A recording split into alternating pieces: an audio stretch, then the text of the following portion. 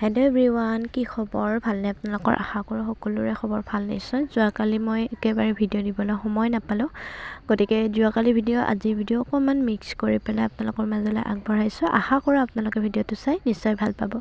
আৰু এইখিনি ভিডিঅ' যোৱাকালিৰে আছিলে। মই যোৱাকালি ৰাতিপুৱা সোনকালে উঠি কাম বনখিনি সামৰি মেলি চিধা পাকঘৰলৈ আহিলোঁ, যিহেতুকে হাজবেণ্ড ৰাতিপুৱাই ঠাইলৈ যাব আৰু তাৰ কাৰণে মই ভাত বনাই আছিলোঁ। এয়া অমলেট এটা কৰি দিছোঁ, আনফালে ভাত বাকি লৈছোঁ।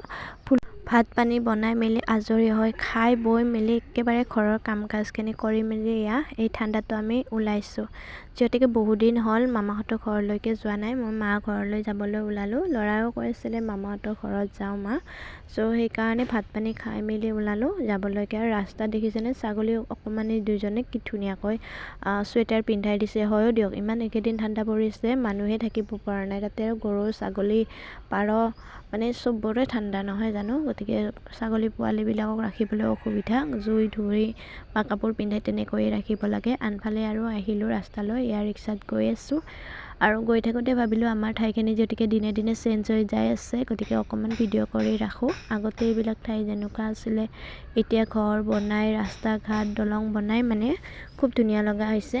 আৰু মই অকণমান ভিডিঅ' কৰি ল'লোঁ, লৈ পেলাই গুচি গ'লোঁ। কিন্তু এই যে ঠাণ্ডা পৰি আছে, এইকেইদিন গাড়ী পোৱাও বহুত দিগদাৰ হৈছে। কিবা কৰি ৰিক্সাখন পাইছোঁ আৰু গ'লোঁ তালৈকে, কিন্তু চকত নামিয়ে দিলোঁ। আনফালে দলঙো বনাই আছে, দলঙৰ পষ্টবিলাক আনিছে, ডাঙৰ ডাঙৰ কণ্টেইনাৰ গাড়ীবিলাকত বস্তুবিলাক ভৰাই লৈ আহিছে। আৰু এই পথাৰবিলাকত দেখিছে নহয়, ইমান কুঁৱলীৰে ঢাক খাই আছে।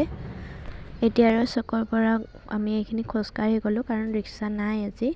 আৰু গেটটো দেখিছে, আমাৰ এইটো পুথিভঁৰালৰ মহাৰজত জয়ন্তী আছিলে, তাৰে গেটটো ইমান ধুনীয়াকৈ বনাইছে। কিন্তু মই আহিব নোৱাৰিলোঁ, সেইদিনাখনো বহুত ঠাণ্ডা আছিলে আৰু কুঁৱলীও আছিলে, গতিকে আমি আহিব নোৱাৰিলোঁ। আৰু এতিয়া আমি খোজকাঢ়ি গৈছোঁ।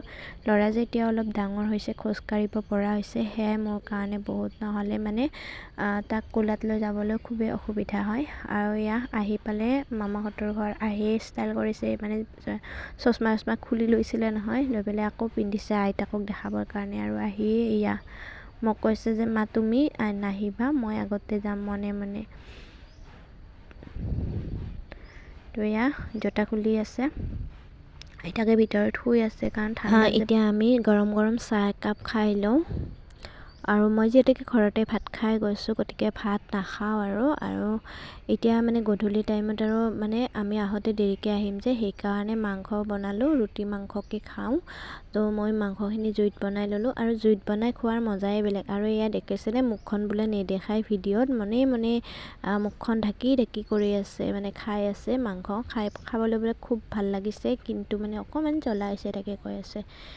দাদীহঁতে যে মুখখন নেদেখুৱাই, তো মানে সেইকাৰণে সিও মুখখন নেদেখুৱাই। আৰু সিহঁতক আগতে খাই ল'বলৈ দিলোঁ, তাৰপাছত আমি খালোঁ।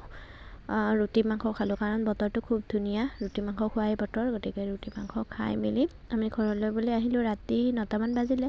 চ' আজিলৈ ভিডিঅ' ইমানেই, বাই।